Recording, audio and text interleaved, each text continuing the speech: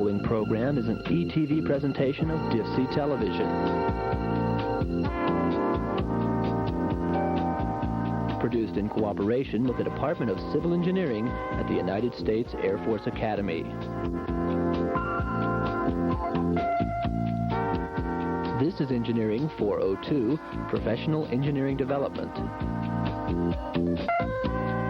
And in today's lesson, we'll discuss fluid mechanics.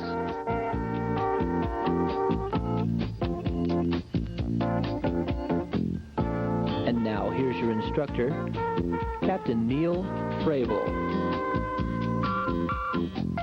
Hello, this is the first of 4 lectures which will prepare you for the fluid mechanics portion of your engineering training exam. Before I begin today's lesson, though, I think it's appropriate that we first look at the subjects that we'll be covering throughout these 4 lessons.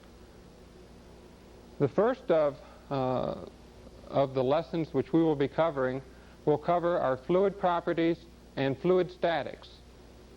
In lesson number 2, we'll look at continuity, momentum, and the energy equation. In lesson 3, we'll look at pipe branching systems, open channel flow, and hydraulic jump. And lastly, in lesson 4, we'll look at some problem-solving techniques for typical problems that you might encounter. With that in mind now, let's begin today's lesson on fluid statics and fluid properties. The first thing that I think we should do to begin a fluid mechanics course is to define what a fluid actually is. A fluid is defined by many things. The basic definition which I would like to use, though, is that it is a body which cannot withstand the slightest shear stresses when at rest, i.e. it's in a static case. Okay, what does this mean to us? It means a couple of things. First of all, shear stresses cannot exist when we have a fluid that's static. The only time that we can have shear stresses in fluid mechanics are when we have fluids actually flowing. Then we can have the tangential shearing stresses. What does that mean to us?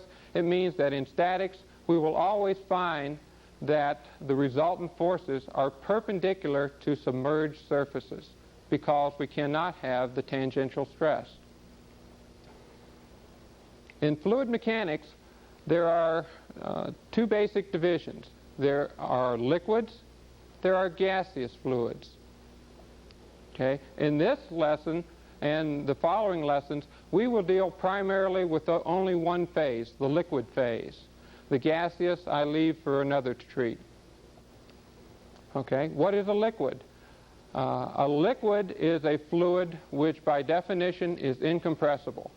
Now this is a kind of a simplification of real-world things because in reality we sometimes do consider compressibility in the case of liquids, such as when we're dealing with water hammer. However, throughout these lessons we will always assume that fluids our liquid fluids are incompressible.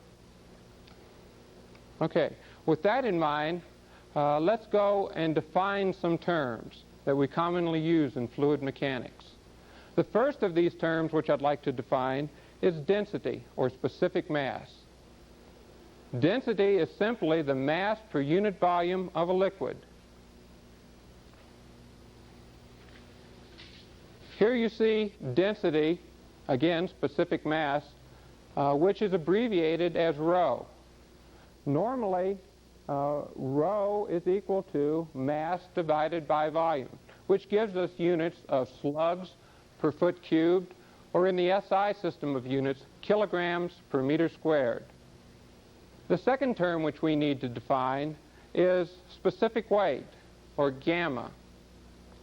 Specific weight is the force that gravity exerts on the unit volume of a liquid. Again, we can see that specific gravity is normally abbreviated as simply gamma, where gamma equals the density, rho, times gravity for the local area. And the units, again, are pounds per cubic foot or newtons per meter cubed. For water, typically, gamma equals 62.4 pounds per cubic foot or 9,810 newtons per cubic meter. Our next term that we need to define is that for specific volume. Specific volume is the volume occupied by a unit weight of liquid. Normally abbreviated simply as small v, we can say that v is equal to 1 over gamma, which gives us units of feet cubed per pound or meters cubed per newton. Another term which we will commonly encounter and use quite often is that of specific gravity. Specific gravity is simply the ratio of the density of the liquid to the density of water at 60 degrees Fahrenheit and at an ordinary pressure.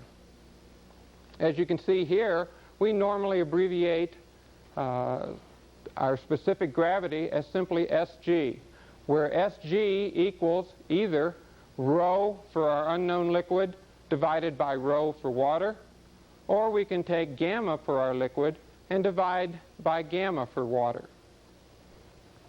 Okay. The last terms which we should define before we begin looking at fluids deal with viscosity. Viscosity is simply a measure of the fluid's resistance to flow. For viscosity, we have two terms which you need to be familiar with. Absolute, or also called dynamic viscosity, which is mu, which is simply the ratio of tau, which is the shear stress, divided by the rate of change of deformation, or the change in velocity with respect to distance traveled. Here the units are slugs divided by feet times second, or Newton seconds divided by meter squared, or we can also write that as pascals times seconds. The second viscosity term which we'll use has no real significance. It's a term that we commonly use, so we've given it a name, and in this case we now call that kinematic viscosity, or nu, where nu equals our dynamic viscosity divided by the density, rho. Again, units are feet squared per second or meters squared per second. Those are the basic terms that you need to understand to work fluid mechanics problems. What we need to do now is go in and look at how we will set up a pressure scale, because most of the things that we do in fluid mechanics relate back to pressure sooner or later. Here you see a diagram which equates two different kinds of pressure. We have an absolute pressure. We also have a gauge pressure. As you can see here, absolute equals gauge plus atmospheric. On our chart here, you can see that if we're looking at any pressure above atmospheric, it will always have a positive gauge pressure, where zero gauge is represented by our local atmospheric pressure. Anything below atmospheric pressure represents a negative gauge pressure, or what we commonly call a partial vacuum. That would continue down until we reach a perfect vacuum, or absolute zero. The absolute scale, however, goes and uses as its baseline this line right here, our absolute zero. Anything measured above that absolute zero becomes a positive absolute pressure. Throughout fluid mechanics, you will encounter both gauge and absolute pressures. If they're not specified as to which it is, you should always assume that the pressure you're given is gauge pressure. Okay, with this in mind, we can now look at fluid statics. Fluid statics simply means that our fluid is not in motion, it's at rest. The primary equation which we will use in fluid statics says that delta P equals gamma for our fluid times delta H, where delta H is the depth that we are going, the horizontal, or excuse me, the vertical depth that you're changing. There are a few common type problems which you may encounter in fluid statics. The first of these is what we call a manometry problem, where a manometer is simply a tube which is open to the air or closed and measures pressure differentials. The first thing that you want to do anytime that you see a manometry problem is, step number one would be to begin at one end of your manometer system. You can also begin at any open meniscus, and you label that point as your starting point. In this case, we have two pipes here, A and B. We will choose to start at pipe A. Okay. The second step which you need to do in a manometer problem is to add to number one, the pressure that you started with, the change in pressure intensity from one meniscus to the next, using the equation which we've already developed, where the change in pressure is equal to gamma times the change in height. It's plus if we're going down in the manometer. It's minus if we're going up in our manometer. Okay, so as we start back here at point A, the first thing that we see, we go down to find a meniscus. In this case, it's a meniscus between mercury and our water.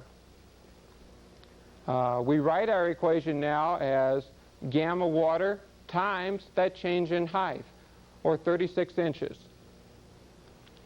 For the next part, we move from that meniscus to our next meniscus, in this case, a meniscus between our mercury in the manometer and a volume of kerosene. Again, it introduces another term, gamma for mercury times our change in height. This time you'll notice that there's a negative sign. We're going up in our manometer, therefore we're losing pressure. Working our way around the manometer, we find another meniscus between our kerosene and our mercury. We write that as simply gamma for kerosene times the difference in elevation between the two meniscus, 15 inches. And so on and so on. The next one is another minus term, gamma for mercury times the change in height. And lastly, we have gamma for water times our last change in height, 15 inches. Which brings us back to the next step in our manometry problems. We've continued with number two now all the way until we've reached the end of our manometer. The final step now would be to set everything that I've written in my equation equal to the final pressure that I find at the other end. In this case, the pressure at point B. Okay, there is one more step. I hate to call it a step. It's really not. But what it says is that we should leave all the terms in symbol form until the entire equation for the system has been derived. Then substitute the known numerical values and solve our equation. If you look at the board once more, you'll see that that's basically what I've done. I've written all my gammas telling me with a subscript what that gamma stands for. I have put in my height since I did not have unknowns to put there. The next line in my equation is where I do the substitutions. And you'll notice that gamma water simply comes down as 62.4 pounds per cubic feet, as we defined earlier in the lesson.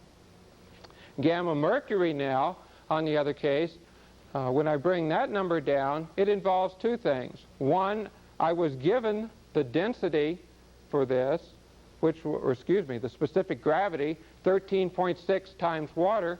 I simply multiply that times gamma for water now, 62.4.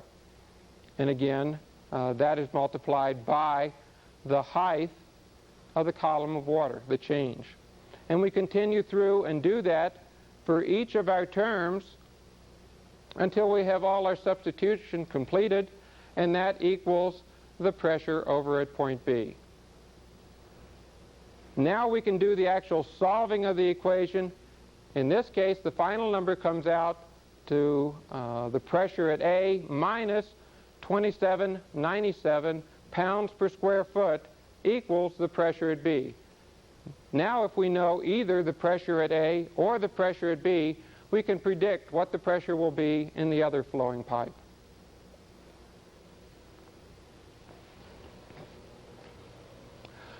The next kind of problem that we can commonly come across in statics is one which deals with forces or pressures on a submerged body.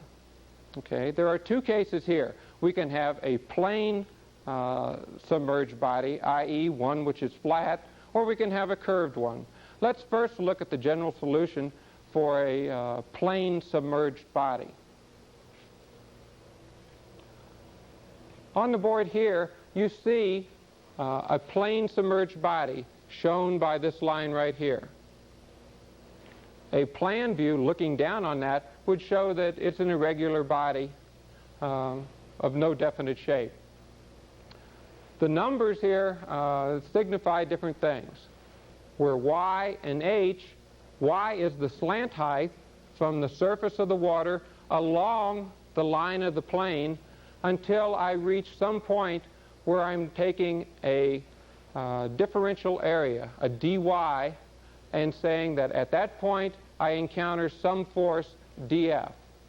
The height down to that point is measured as h. The second line which you encounter here, y bar, measures the slant distance, again from the surface of the water down to the centroid for my area. The h bar also measures the vertical distance down to that same point. Okay, that's the center, but that's not necessarily where my resultant force is going to be acting on a submerged body.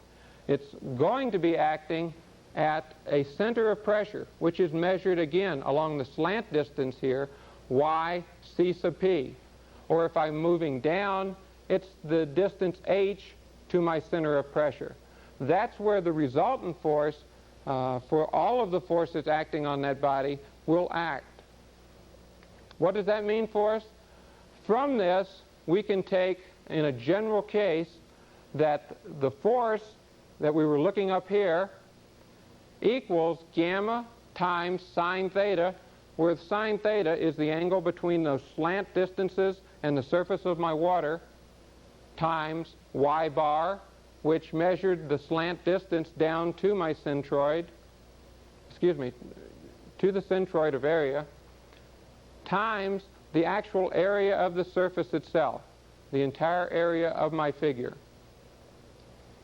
That can also be written as gamma times h bar, which is the distance down to the centroid of the area, times the area. That all gives me the magnitude of that resultant force. Okay, that only helps us get halfway through our problem. We know how much the force is pushing on our submerged body, but now we need to know where that force is located. We have a second equation here which will help us find the location of that centroid. It says that the slant distance down, y to the center of pressure, equals I sub g for my body, the mass moment of inertia, divided by my y bar times the area, and to that entire quantity I will add the y bar term once more. This again gives me the location of my resultant force. In fluid mechanics, there are a few shapes which you will commonly come in contact with and as submerged bodies. And because of that, I've given you a couple of formulas which will refresh your memory on how to find the mass moment of inertia. The first of these is for a rectangle or a square. And it says that the I sub g term is equal to the base times the height of the rectangle cubed divided by 12. That can also be written as A times the height squared divided by 12. The second formula deals with finding the center of a pressure for a circle. It's equal to pi times delta to the fourth, times the diameter to the fourth, all divided by 64. Again, that can be rewritten as A times the diameter squared divided by 16. The reason that I put the A term in both of these is that because in the equation that we just developed, the numerator, the denominator had an area term in. And this will help to cancel out your terms and save you a little bit of math.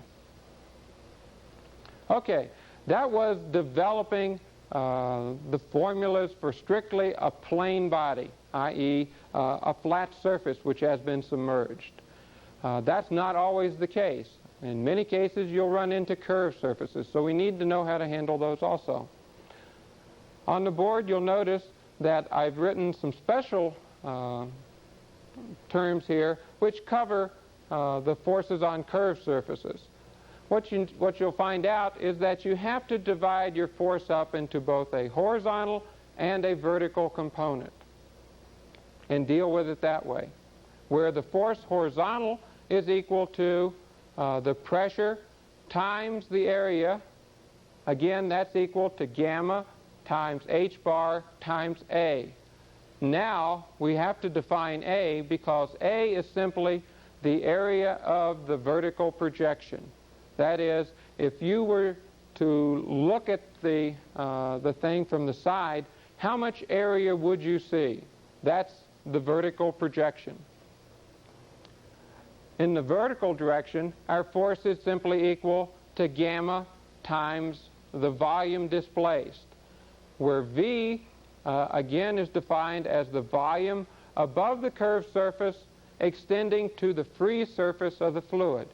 And it's important that you read these words, that it extends to the free surface of the fluid, i.e., you have to move up until you reach a point where the fluid is in contact with air. That tells you where the free pressure is. Now, let's look at an example which will illustrate all the things that I've shown you here. On this board you see a representation of a gate, or a wall here, which is holding back 16 feet of water, 16 vertical feet. At the bottom of that wall, we have a quarter of a circle which forms a gate, which is commonly called a tainter gate. Okay? In this case, the radius of our gate is 6 feet. It's hinged at this point, and normally there's some kind of a cable attached there to raise or lower that gate. The typical problems that you might encounter on this type of a problem is what is the vertical force, the horizontal force acting on that wall? What is the force acting on the gate itself? Or what is the force required to actually lift that gate? Let's go back and look at some of those questions. If we looked solely at the wall itself and draw a free body diagram of that, we'll find that the wall is actually 10 feet high. The pressure represented by this triangle here begins at 0 because there is no pressure at the top surface of the water. It increases as we go down until it reaches its maximum at the bottom of the wall. Our job right now is to find what is the resultant force, the equivalent concentrated force that distributed load is putting on that wall. Secondly, how far down is that resultant force located? Okay, let's go in and use our equations. We said that for a plane surface, which this is, force is equal to gamma times h bar times the area. In this case, the force is equal to 62.4 pounds per cubic foot because we're dealing with water. The distance h bar is the distance down to our centroid for the wall, i.e. it's 5 feet. And now we have to figure the area. The area for this is simply the height of our wall, 10 feet, times a unit depth of 1 foot. That is 1 foot going back into the blackboard. If we go through these numbers, we'll find out now that our force equals 3,120 pounds per lineal foot acting to the right. That is, it's pushing on our wall. That gives us, again, the magnitude of the force, but we have to know where the resultant's located. We go in now and use our second equation, which says that our center of pressure is found by adding the centroidal distance plus I sub g divided by the centroidal distance times the area. Okay, our center of pressure equals, again, the centroidal distance is 5 feet, half of our 10-foot dimension. Since we have a rectangle in this case, we'll say that I sub g equals 1/12 the area times h squared, where h is our height. We divide by h bar, 5, times the area, and as you can see here, the areas will cancel out, and we'll find out that our center of pressure is 6.67 feet below the surface of the water. Okay. Another way that you could have found this using the principles that you learned in statics and just basic engineering was that our pressure prism is shaped as a triangle. Okay, it extends all the way to the free surface of the water, and therefore you know that the centroid for that triangular pressure distribution has to be 2/3 of the way down or 1/3 of the way up from the base. Okay, that is fine as long as the pressure distribution goes all the way to the surface, but that's not always the case. I would encourage you to use the equations and go through the actual numbers to get your solutions. Now let's look at what the resultant forces are on the gate. How would we calculate those? Again, the gate's a curved surface. It's not the plane surface that we had when we were dealing with the wall. So now what we've got to do is we've got to treat it like a curved surface, or we've got to break it up into a horizontal component and a vertical component. Let's look at the distribution on our gate before we actually start through the numbers. On the sketch here, you'll notice that our gate, we said, was a 6-foot radius, i.e. it's 6 feet this way, 6 feet this way. It's 10 feet below the top of the dam or the surface of the water.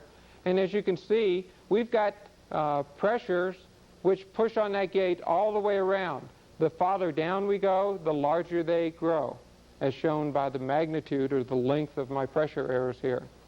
One thing that you will notice is that they are always perpendicular to the surface as we go around. Okay. Now we have to take this distributed pressure along the gate, turn it into a horizontal component and a vertical component. First one we'll deal with is our horizontal component. We said that was again gamma times our centroidal distance times the area, the projected vertical area. So in this case, gamma 62.4 because we're dealing with water. Our centroidal distance in this case is, we look at the vertical projection of this, and it's 6 feet. Our centroid for that 6 feet would be 3 feet, but now we have to add 10 feet to get back to the surface of the water. So our total centroidal depth for the center of area is 10 plus 3 feet. The area, again, is the vertical projection for our gate here, which is 6 feet. And we'll take that for a unit depth, that is 1 foot into or out of the board, for a total area of 6 square feet.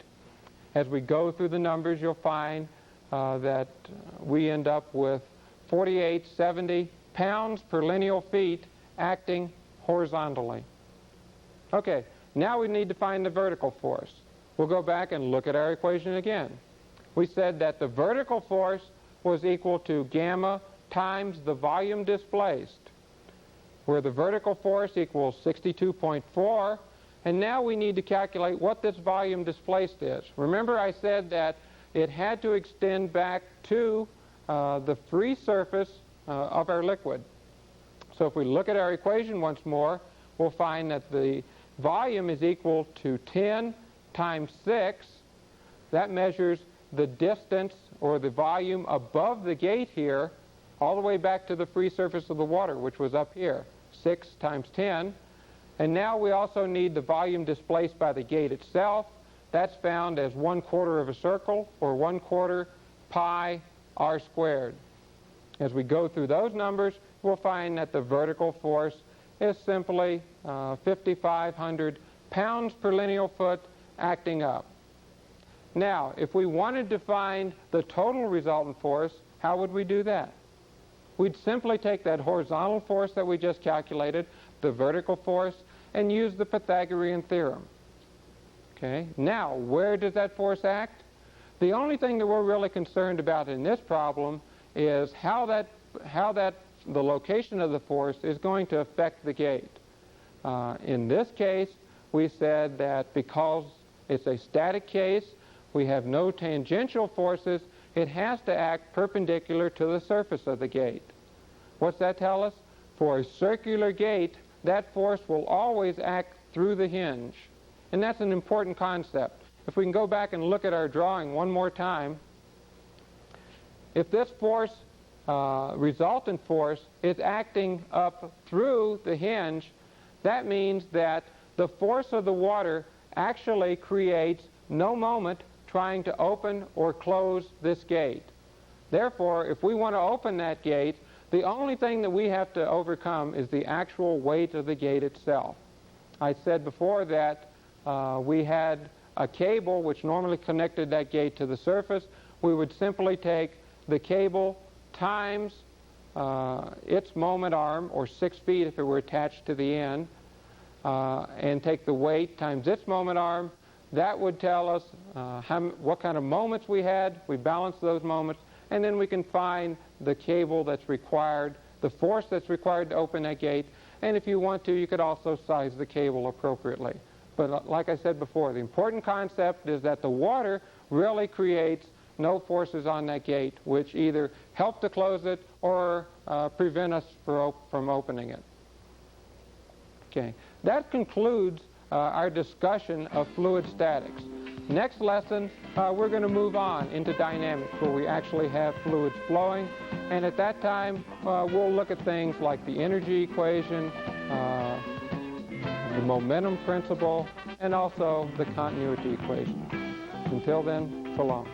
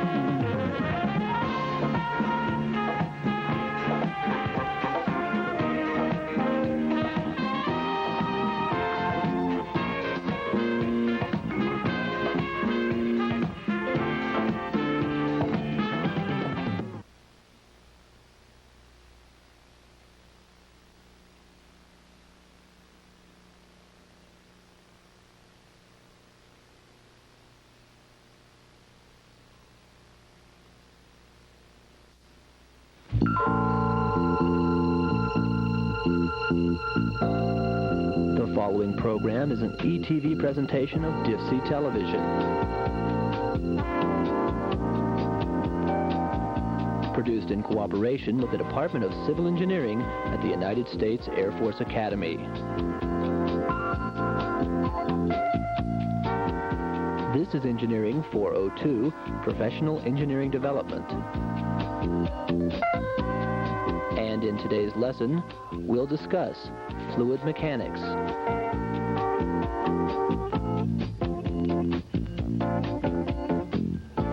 And now, here's your instructor, Captain Neil Fravel.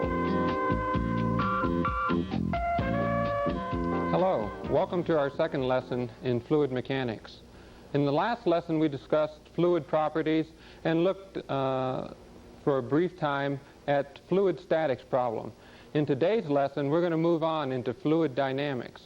And there are 3 basic equations which we'll be covering today: the continuity equation, the momentum equation, and also the energy equation. Following that, we'll look at some typical problems that you might encounter in pipe flow, and then we'll look at some examples which illustrate most of the principles that we'll cover today. So let's begin now by looking at the first equation, the continuity equation. Here we define exactly what continuity is. We say that it's the mass flow rate entering one end of a streamline or a stream tube, and that it must be equal to the mass flow rate exiting the other end. All we're saying here is that what goes into a pipe has to come out of the opposite end. This brings us to an equation which says that the density times the area times the velocity at any point must equal the density times the area, the cross-sectional area, times the velocity at a second point, where A, as I said, is the cross-sectional area, and V represents the mean velocity, or the average velocity for our flow. Now, for our problems, we deal strictly in incompressible fluids, which means that rho is constant throughout our problem. That simplifies our equation somewhat, and we find now that the cross-sectional area times the velocity at point 1 must equal the cross-sectional area times the velocity at a second point. Both of these terms are equal to Q, which is the flow rate for our fluid flowing through the pipe or through a stream or whatever we happen to be looking at. Commonly, the units on that will be cubic feet per second. A handy conversion factor that you might want to use sometimes, though, is also shown here, where we say that 1 cubic foot per second equals 449 gallons per minute.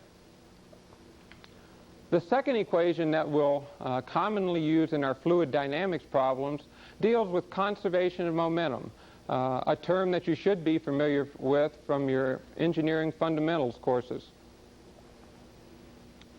In this equation, it says that the summation of our forces, and you'll notice that this is a vector term, times a change in time is equal to the mass times the change in velocity, or the momentum, where in our case, mass is equal to rho times Q, our flow volume, times delta T.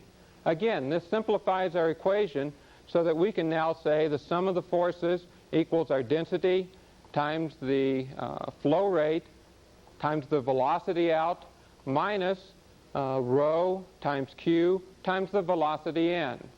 What this does now is it gives us an equation where if we have a change in magnitude or a change in velocity, either magnitude or direction, that we can go in now and solve for the forces acting on our flowing fluid. And what we'll find out is we'll be able to solve for these forces which are causing the change in momentum. Let's look now at how we would solve a typical problem using our conservation of momentum principles. Our solution method here says that first we want to isolate a free body diagram of our fluid. I've done that here. I've shown a section of a pipe where obviously our fluid is entering in a horizontal direction, it's exiting in a vertical direction. We have a change in velocity because of this change in direction. The next thing that we want to do is to go in and put all the forces on our free body diagram. I've also done that. I've indicated the force that's due to the pressure in the pipe, which is equal to the pressure times the area. The same is also true at the opposite end of the pipe. We have a second force there equal to the pressure times the cross-sectional area. And I've also indicated up here two resultant or component forces, I should say, in the X and Y direction, which are actually the forces that are resisting movement on this stream of fluid. It's holding the pipe in place. The next thing that we want to do is to select a rectangular coordinate system. And really, the first or the second and this third step go hand in hand, because when I select this coordinate system, my x and y direction, that is the direction that I put my component forces in that I am going to be solving for. And lastly, I need to go down now and apply scalar forms of my momentum equation. Now, what's a scalar form? That simply says that we're going to do away with the vector notation. You'll notice that this is no longer a vector. Neither are the velocity terms. What I've done now is I am looking strictly in one direction, in this case, the x direction. If I want to solve for my forces in the y direction, I can also apply the scalar form of the same equation, only this time I'll apply it in the y direction. Okay, a special term that we need to look at, which you will encounter quite often, or I should say at least sometimes, in fluid mechanics problems, deals with what we call a vena contracta. Here we've given a definition for a vena contracta, and a vena contracta occurs when you have a fluid which is flowing through an orifice plate. That is, some plate which has an opening. It can be round, it can be square, virtually any shape. But as this fluid flows through that opening, the streamlines are forced to converge, so that I have a jet of water coming out at point 2 over here. The vena contracta is the point of minimum cross-sectional area where those streamlines converge. And at this point, and any point downstream from the vena contracta, we'll find that the pressure in the jet has to be zero gauge pressure. That is, it has to be atmospheric pressure. An important point that you need to keep in mind when you're solving problems where you have a fluid flow going through some kind of an orifice. Another term that we will commonly see is called a coefficient of contraction, which is my C sub C shown here. That simply relates the area of the jet and the area of the orifice. So normally you'll be given that C sub C value. Knowing that, we can go back to this equation.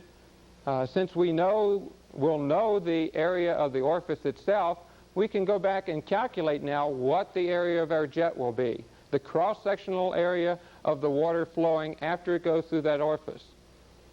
Knowing that, we can now go back to our continuity equation, which tells us that if we have a Q flowing, if we know the area of the jet at any point, we can go in and calculate what the velocity of the jet. And as we go through that orifice, we will definitely have a change in velocity. Because of that change in velocity, we can now go back and apply our momentum equation, and we can calculate what the force is that's holding that plate in position. If it's anchored by bolts, we can figure out what the force in those bolts have to be. Okay, now let's move on and look at our third equation, which is the energy equation. Here we say it is for a real fluid. And when I say real fluid, that simply means that we are going to take into account the things that actually happen, such as losses due to friction, losses as we go around bends in the pipe, things like that. We say it's for steady state, incompressible fluid. Again, we're dealing only with liquids which we consider incompressible. The actual equation which you see here says that is made up of several terms. A pressure term, the pressure head, which is the pressure at point 1 divided by gamma for your fluid. The elevation head, or also called the potential head, which measures the elevation at point 1 above some established datum. We also have our velocity head, which takes into account the velocity divided by twice the force of gravity. And then here you see plus or minus a mechanical head, where the mechanical head is simply the head that we introduce whenever we place a turbine in our flow or we place a pump in our flow. That term had a plus or minus quantity because if we have a turbine in the flow, it is taking energy out of our stream. If we have a pump in the flow, it's adding energy to it, thus the plus or minus sign. On the opposite side of the equation, the first three terms look exactly like the previous side of the equation, except now we're at a second point along our flow stream. The last term here takes into account the head losses. This is what makes it a real fluid equation. Okay, and again, I said head losses can come from a variety of reasons. Another thing that we will commonly see when we're dealing with the energy equation is we'll use that to solve and find how much power we can get from a stream, or how much power we have to put into a stream if we want to pump water. Okay? So we have to be able to convert these head losses, or head that we can gain, into a form of power. The next two equations do that for us. Here we see an equation which relates the power flowing from a fluid, which we'll call P, to gamma for our fluid, times the flow rate, times our change in head, divided by 1,000. This formula gives us an answer of power in kilowatts. To do that, we have to use gamma in our SI units, newtons per meter cubed. Our flow quantity is in cubic meters per second, and our height, or head, is measured in meters. Okay? If we want to work in English units, we can also do that. And we do that by using the second equation that I have up here. In this equation, we say that horsepower is equal to, again, the same terms, gamma times Q times H, this time divided by a constant 550. This will give us an answer in horsepower. Again, we have to be careful of what units we're using. Gamma this time is measured in pounds per cubic foot. Our flow rate is in cubic feet per second. And our head is measured in feet. Once again, I give you some conversion factors here, where if you want to work in one set of units or the other and then convert, you can do that. Where 1 kilowatt equals 1.34 horsepower, or 1 horsepower equals 0.7457 kilowatts. Let's move back up to our equation once and look at a couple of terms up here.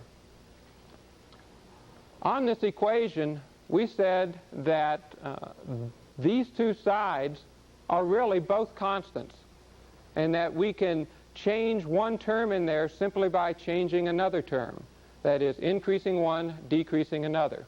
If we now say that our left-hand side is constant, then if we go over to the right-hand side at a second point and increase our velocity, or also increase the head, either one of those, that we will have to decrease something. If the thing that decreases happens to be our pressure, we sometimes run into a phenomena which we call cavitation. Now let's go and look at cavitation. Here you see a definition for cavitation. We say that it's the creation of small vapor cavities, or simply bubbles, in our fluid stream, and it's caused by decreasing that pressure head. The decrease in pressure head, however, is limited by the vapor pressure of our fluid. Now what does that mean?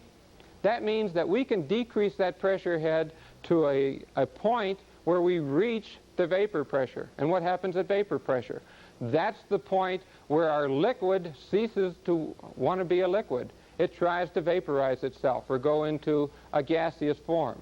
And that's what actually creates those small bubbles. Now what does this do for us? It causes problems. We introduce those small bubbles into our fluid stream. As they move down the fluid stream and they encounter increased pressure in the fluid stream, they tend to implode or collapse.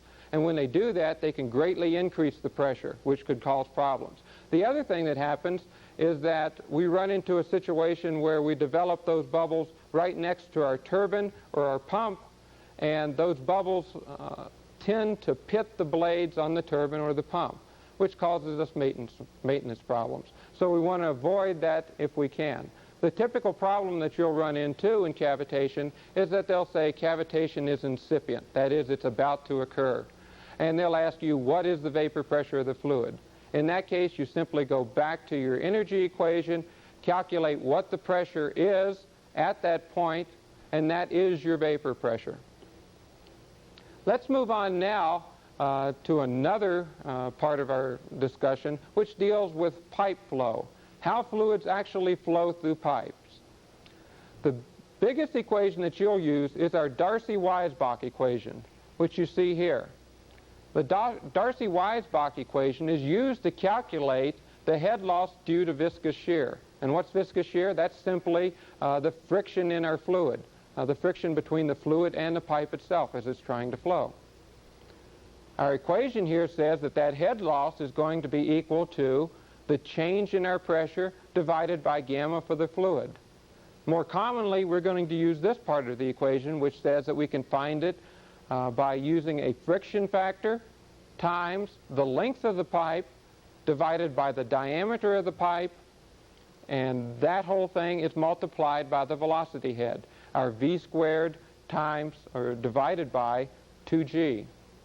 Okay, now how do we find the friction factor?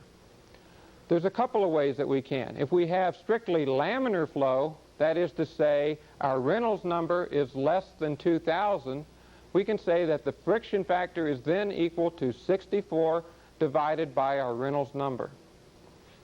How do we get the Reynolds number? The Reynolds number is also shown here. It's simply rho times the velocity times the diameter divided by our absolute viscosity. A more convenient form to use it in often, though, is the velocity times diameter divided by our kinematic viscosity. And this is one of the reasons we developed that term called kinematic viscosity, because we use it commonly when we're doing our friction and head loss calculations using Darcy-Weisbach. Now, that was for laminar flow. What do we do if we have turbulent flow? That is, the Reynolds number is greater than 2,000. In that case, our friction factor, this F term here, is going to be a function of several things. The Reynolds number, also the roughness coefficient for our pipe. And so what we're going to be forced to do now is we're going to have to go into what we call a Moody diagram, which relates all of those things back to the Reynolds number. So you will have to be given a Reynolds number in order to solve that problem. A Moody diagram you can find in almost any text which deals with fluid mechanics. Now, let's go in and look at a second type of loss, which we call a form loss. A form loss is also called a minor loss, where minor losses occur when we have contractions in our pipes or we have pipe fittings, elbows, valves, things like that. Our equation here allows us to calculate what that loss is going to be. It says that the minor head loss are equal to some coefficient times our velocity head, where our K sub L, as I said, is a head loss coefficient. Our velocity squared, or our velocity term, is a velocity 2, or in other words, it's a velocity downstream from our fitting or our contraction, or whatever we're faced with in our pipe. Okay, that's contractions and pipe fittings. What do we do if we have an expansion or a contraction now? For an expansion or a contraction, the equation looks similar, except this time our head losses are equal to a coefficient times a change in velocity squared divided by 2g, where the velocity terms here, v1 and v2, are the velocities immediately before you run into the contraction or the expansion, and it's the velocity immediately after, the change in velocity going through there. Here we also say that if it's a sudden expansion, or on the opposite hand, a sudden contraction, that our coefficient term is approximately 1.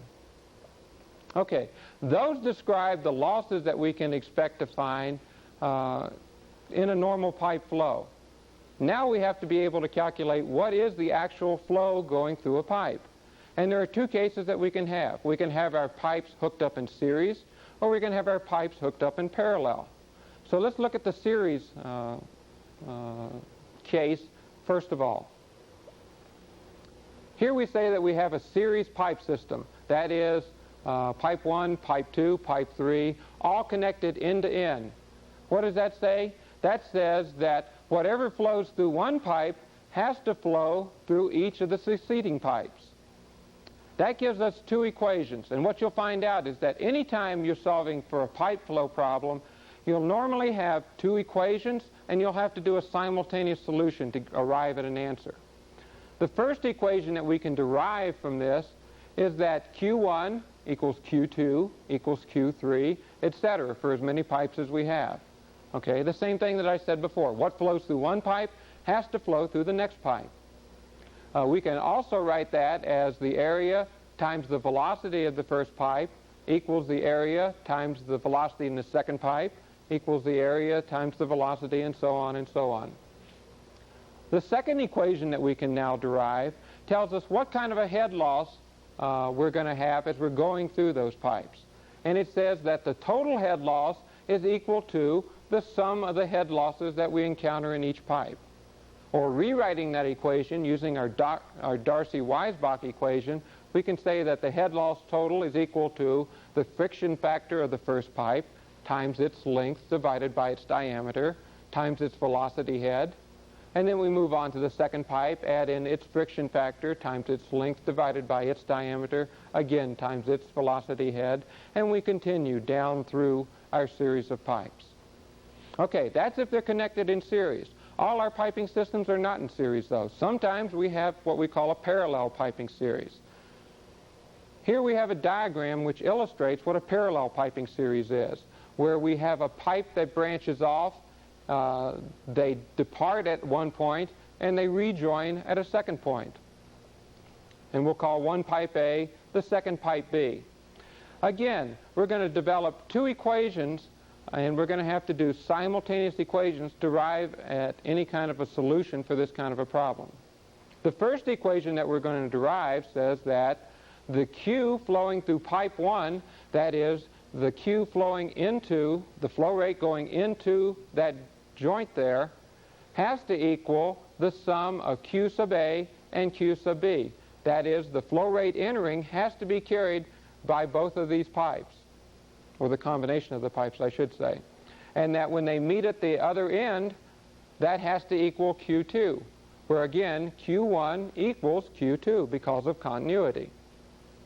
Again, we can rewrite that and say now that the area of pipe A times its velocity has to equal the area of pipe B times its velocity. Or it does not have to equal, but the sum of those two has to equal the flow going in and the flow going out. Second equation that we're going to develop now says that the head loss in pipe A has to equal the head loss in pipe B. A little different from the last time. When they were in series, we didn't equate the head losses between the different pipes at all. But now we say that if the water is going to flow through both of those pipes, that the head loss has to be equal. And it equalizes itself by varying the actual flow that goes through, and then the flow in turn will determine what the velocity is going through there. So let's look at what we end up with there. It says that the friction factor for pipe A times its length divided by its diameter times its velocity head must equal the friction factor times its length times its diameter for the second pipe times its velocity head.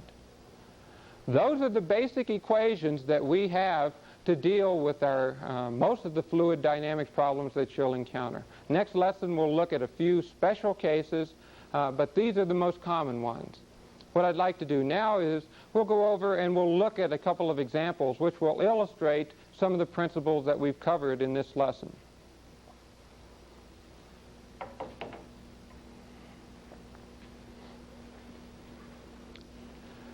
In our first example here, we're given a T-fitting, and we say that water is going to be flowing through that fitting, and that its specific gravity, or this shouldn't be specific gravity, this is really the specific weight, flows as shown through our fitting. That is, it's coming in through what I call number 2 opening here, which is represented by force 2, and that it will flow out through these 2 openings. Okay? We are given certain data concerning our T-fitting here, such as the diameter of each opening, the flow going out of each opening, and the pressure at each opening. The only one that we don't have that for is this one over here, where we're missing the actual flow rate. Okay, now how do we solve this kind of a problem, the first thing that we're going to do is we're going to recognize this as a momentum problem because we're changing the velocity of our flow. Therefore, the first thing that we want to do is we're going to go over here, take the radiuses or the diameters that we were given, and we're going to use those to calculate the cross-sectional area for each of our openings. Okay. Next, we'll move over here, and from our continuity equation, we can say that Q in equals Q out. Whatever's going into that T has to come out the other end, and therefore we can calculate what our Q3 is. That is the one opening that we didn't have that for. And we find out that it is 70 cubic feet per second. Since velocity equals Q divided by the cross-sectional area, we can now go through and calculate what the velocity is for each of our three openings by using the cross-sectional areas that we previously calculated and by using the flow rates that we were given plus the one that we just got done, we just finished calculating. Now we'll go over and actually start using our momentum equation. And as I said before, when we use the momentum equation, we use it in a scalar form, an x direction and a y direction. First, I'll start off with the x direction. The summation of the forces in the x direction equals the sum of my density times the flow times the velocity out minus the summation of rho times my flow rate again times velocity in. Okay? Let's go back and look at what this term is, the summation of the forces in the x direction. We have two forces in our x direction which result from the pressures in the line. Pressure 1 times its area minus pressure 3 times its area, since it's going in a negative direction. The last force we have is the one that we put on our free body diagram, which represents the force that's required to hold that T in place. Now we can go over and relate that to our momentum side of the equation. Down here you see the numbers substituted in. Our pressure terms times the area terms, we've divided by or multiplied by 144 to get it in consistent units. I've done that for both terms. Over on this side we have our density. Again, that's in slugs, 1.94 per cubic foot.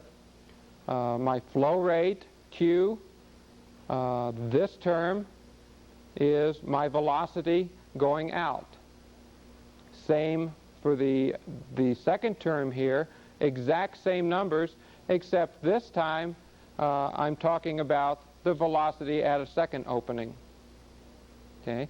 The velocities in are all zero. There is no fluid coming into my T from that direction. Therefore, the last half of that side of the equation goes to zero.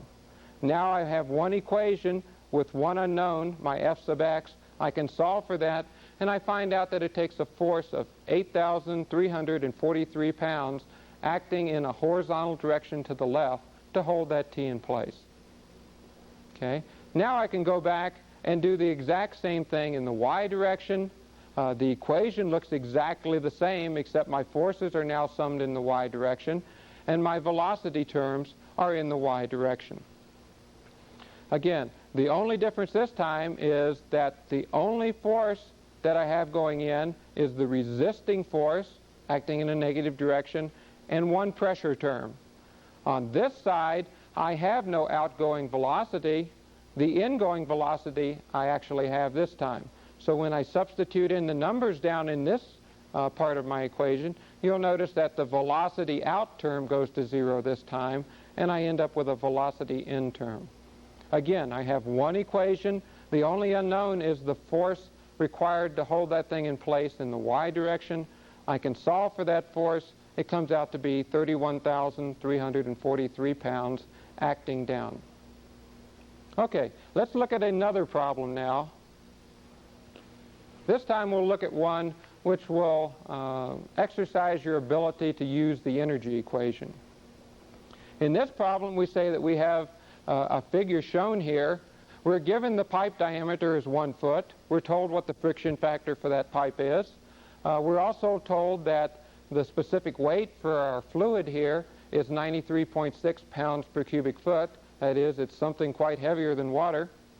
We're also given two head loss coefficients, a K sub E for our entrance loss, that is, the losses incurred when we're trying to force the water into that pipe. We're also given a K sub B, which is a bend loss coefficient. As we go around these two elbows, we lose some head because of that. So we're going to have to take all of these into account this time. The first thing that we're going to do is we're going to write our energy equation. And it's just as I've shown on the board previously. And when we begin substituting in our terms, on the left-hand side of the equation, we find out that the pressure is 0 because we're taking the pressure at the point on the surface of the water here, atmospheric pressure, therefore that's 0 gauge pressure. We have established a datum, a Z, at the bottom here where we're exiting with our fluid. Therefore, our first elevation is 12 feet above that. We have no velocity head because our water's not moving at the surface. And in this case, we have no mechanical head because we have no pumps, we have no turbines in our system. On the left-hand side, we're going to look at point 2, which I've established as the point where the fluid is going to exit our pipe. Again, the pressure head at that point goes to 0 because we're releasing the water to atmospheric pressure. We have no gauge pressure. The Z, that was the datum that we established, therefore that term goes to 0. We do have some velocity as we come out there. We don't know what that is, so we'll leave that term in there right now. We also have some head losses as we go through our pipe. And in this case, we have a friction head loss due to the viscous shear that we have to overcome pumping that fluid through the pipe. We also have some form losses, or minor losses, which are due to the elbows and the bends.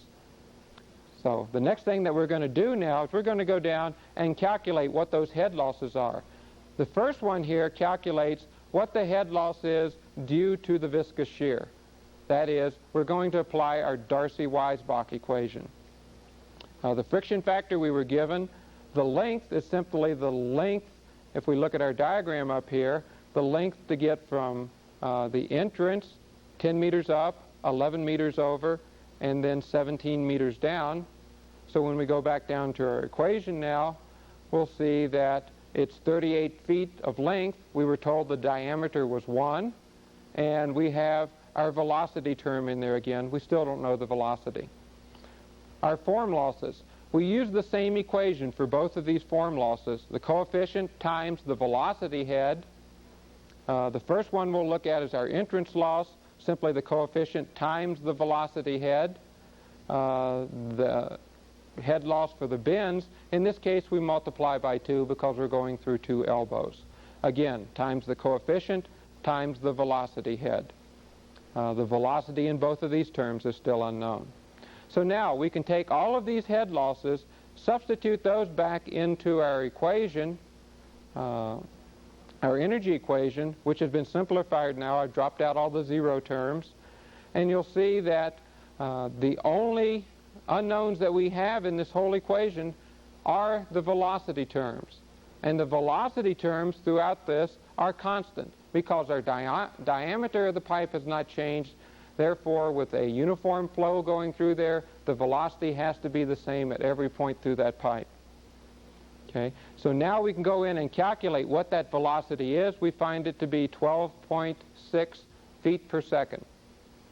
Okay, now because we know Q equals VA, our continuity equation, we can go in and calculate what the actual flow through that pipe is. This is the first thing that we were asked to find, and we find that it's 9.9 cubic feet per second. Okay. Now we're going back and we're going to try to find what the pressure is at a specific point B. And if we look back at the diagram here, the point that we're looking for, point B, is in this side of the pipe, and it's at an elevation equal to the elevation where we're going into the pipe from our large reservoir here. So what we're going to do now is we're going to go over here and we're going to write an energy equation which takes us from point 1, the surface of the water, down to point B, which is the point that we're interested in finding the pressure. In doing that, again, you see our energy equation. We substitute in the terms. The left-hand side is exactly as we saw before. The only term that we have is our elevation head or potential head. On the right-hand side, now we have some pressure. As a matter of fact, this is the pressure we're looking for, pressure at point B. We also have a potential head here because we're still above our datum line, 7 feet to be exact. And then lastly, or not lastly, but the next term that we encounter is again our velocity head, and then we hit our head losses that we incur going through the pipe again. Okay? The friction loss between point 1 and point B, we have to go back and recompute now because we have a different length of pipe. We're only going 31 feet through the pipe. That's really the only term that's changed here. Now, though, we know the velocity. That's the velocity we calculated just a second ago, so we can go ahead and stick that in our equation at this time. That allows us to calculate directly what that head loss is going to be, 1.5 feet. Okay? The pressure term over here, as we go back now and solve, let me back up just 1 second. I skipped over these terms. These terms have not changed at all, with the exception of, let me see, well, they have not changed at all because we still encounter our entrance loss. We still encounter both of our bends as we go through the pipe. Okay? And we stuck our velocities in there because we already knew those. Now we can go down and look at our equation down here with all the terms substituted in. The only unknown that we have is our pressure at B, and we can solve for that now. We find out that it comes out to be a negative 632 pounds per square foot. Now what does that tell us? That tells us that, number one, we can divide by 144. We'll change it from pounds per square foot to pounds per square inch. The negative side sign on our answer tells us that we have a vacuum. It's a negative gauge pressure. Okay, now let's go in and look at one more example problem.